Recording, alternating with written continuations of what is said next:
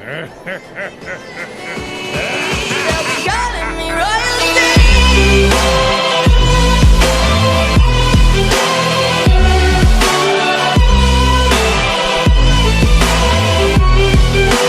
Calling me royalty.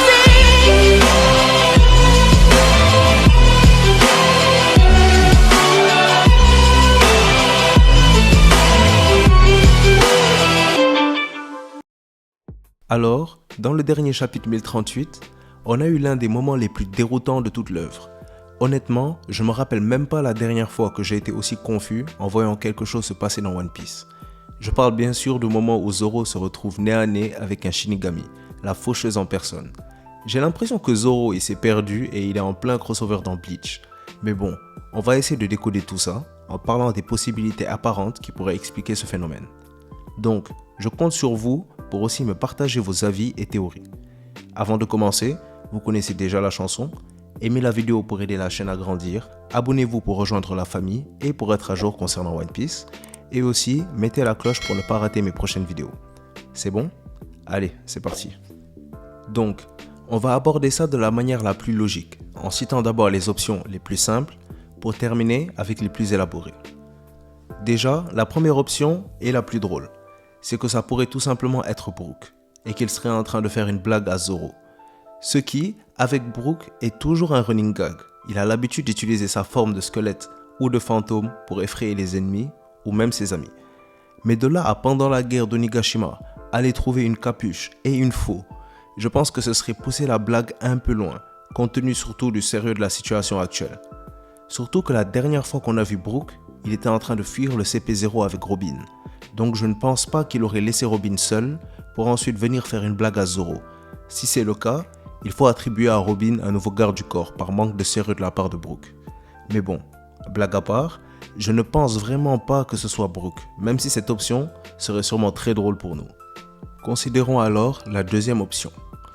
Certains antidouleurs, comme la morphine, peuvent, même si c'est dans de rares cas, causer des hallucinations. Donc, il serait possible que l'un des effets secondaires du remède des Minks soit justement d'halluciner. Ou bien, il serait aussi possible que la douleur de Zoro soit si forte qu'elle lui cause des illusions, ce qui expliquerait la présence du Shinigami. Mais il faut aussi considérer qu'il pourrait passer un moment de torture en présence de cette faucheuse, qui représenterait alors sa douleur, et étant incapable de bouger, il serait obligé de subir. Franky, qui est en train d'approcher Zoro, le trouverait alors en plein délire et hurlant de douleur, dû à sa rencontre illusoire avec la mort, qui serait en train de le torturer dans son hallucination. Je pense que cette option est la plus simple, mais aussi la plus logique, bien que je ne pense pas qu'Oda va faire apparaître une faucheuse pour nous donner une explication ou un scénario aussi simple. Donc, maintenant passons alors aux théories les plus élaborées et complexes, mais aussi les plus intéressantes. Voilà la première, tout est réel. Zoro serait à la frontière entre la vie et la mort, et la faucheuse représenterait vraiment la mort, et serait vraiment venue pour prendre sa vie, expliquant donc l'attaque de cette dernière sur Zoro. Évidemment, on sait que Zoro ne mourra pas, car comme il a déjà dit à Arlong Park, tant qu'il n'aura pas battu Mihawk et ne sera pas devenu le plus fort épéiste du monde, même la faucheuse ne pourra pas prendre sa vie. Zoro ne mourra donc pas, mais il est possible qu'il ait à combattre cette faucheuse. Après tout, s'il compte devenir le roi des enfers, il devrait être capable de battre la mort, au sens littéral et figuré. Ainsi, Zoro combattra que ce soit physiquement ou mentalement, et arrivera à battre la mort pour revenir dans le monde des vivants, et peut-être même arrivera à se relever. Qui sait? En parlant de se relever, on se demande où est Marco. Il est aussi possible que ce dernier intervienne pour aider Zoro et l'aide à se rétablir grâce à ses flammes bleues, ce qui permettrait à Zoro d'être toujours impliqué dans l'arc d'Onigashima.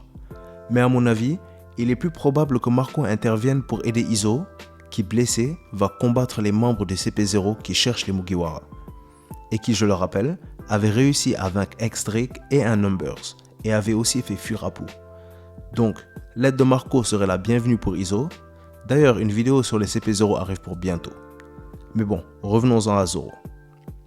Il existe aussi une théorie comme quoi Brook pourrait intervenir grâce à un pouvoir lui permettant de rentrer en connexion avec le monde des morts, et qu'il pourrait sauver Zoro de ce Shinigami en le combattant.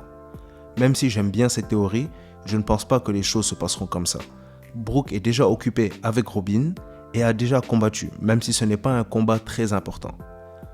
À mon avis, dans la configuration où ce Shinigami est réel, Zoro sera celui qui le combattra, le forçant à surpasser sa douleur et sa condition actuelle, car pour devenir le roi des enfers, il faut pouvoir surpasser la mort.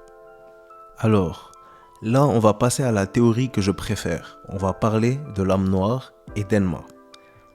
Alors, depuis son arrivée à Wano, le sujet des lames noires entoure Zoro. Déjà, lorsque Shisui lui a été volé par Gyukimaru, une discussion sur les lames noires a suivi entre les deux, où Gyukimaru nous dit que les lames noires se forgent à travers les batailles menées. Puis, avec Tenguyama Itetsu, il nous a aussi été révélé que Zoro pouvait augmenter le rang d'Enma en la rendant noire, et que cette dernière était proche de le devenir, indiquant ou teasant la possibilité que Zoro la rende noire pendant même l'arc de Nigashima. Mais un problème se pose. Si les lames noires se forgent à travers les batailles, comment se fait-il que ni Shanks, ni Roger, ni encore Barbe Blanche n'aient réussi à rendre leur lame noire? Sûrement, il devrait y avoir un autre paramètre qui permet la transformation de l'épée. Selon moi, ce serait le lien créé avec cette épée et l'acceptation de l'épée que l'épéiste soit son digne maître. Après tout, il nous a été dit que les épées ont des personnalités et sont même appelées des âmes à Wano. Ainsi, l'épée devrait reconnaître son maître au point de décider de ne porter que son haki, rendant alors la lame noire de celui qu'elle reconnaît comme son maître. Ainsi, il faudrait établir une connexion en soit communiquant avec la lame ou alors en prouvant à cette lame qu'on est digne d'être son maître, la forçant à nous reconnaître. Alors, utiliser Enma ou n'importe quelle autre lame ne voudrait pas dire avoir fait de cette lame la sienne, mais la rendre noire voudrait le dire. Donc, ce Shinigami serait en quelque sorte l'incarnation même d'Enma, qui serait en train de mettre Zoro au test. Peut-être que la lame serait déçue de voir son roi au sol, si proche de la mort, et voudrait tester sa détermination à conquérir sa volonté et à se relever. Après tout, un roi ne devrait pas être gisant au sol, mais plutôt droit, tenant sa couronne sur sa tête. Zoro, par le miracle, arriverait alors à passer le test d'Enma, surpassant la mort, forçant cette dernière à le reconnaître comme son digne maître, digne de porter le nom de roi des enfers, et déciderait alors de ne porter que le haki de Zoro pour l'éternité, permettant à Zoro d'obtenir sa première lame noire et aussi de se relever de ses blessures, ayant conquis la mort et la douleur. Un exploit qui serait digne du bras droit du futur roi des pirates et du plus résistant des Mugiwara, mais aussi d'un homme qui a frôlé la mort plus d'une fois. Zoro se relèverait alors dans des conditions impossibles, mais quel serait son but une fois debout? Il nous faudra attendre les prochains chapitres pour le découvrir, même si j'ai ma petite idée. Alors, vous en pensez quoi? Dites-moi quelle théorie vous préférez et laquelle fait le plus de sens selon vous. Personnellement, ma préférée est celle concernant Enma, et celle qui de manière globale est la plus logique est celle des hallucinations.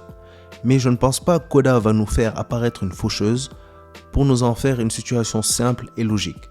Donc je vais avec ma théorie sur Enma. Et vous, je veux vos avis. Si la vidéo vous a plu ou vous a appris quelque chose, mettez un j'aime, vous vous rendez même pas compte à quel point ça aide la chaîne. Aussi, on vous veut, donc rejoignez notre famille en vous abonnant et mettez la cloche pour ne pas rater les prochaines vidéos. Allez, c'était Mangamonde et comme d'habitude, c'était un plaisir de faire cette vidéo pour vous. À bientôt les pirates.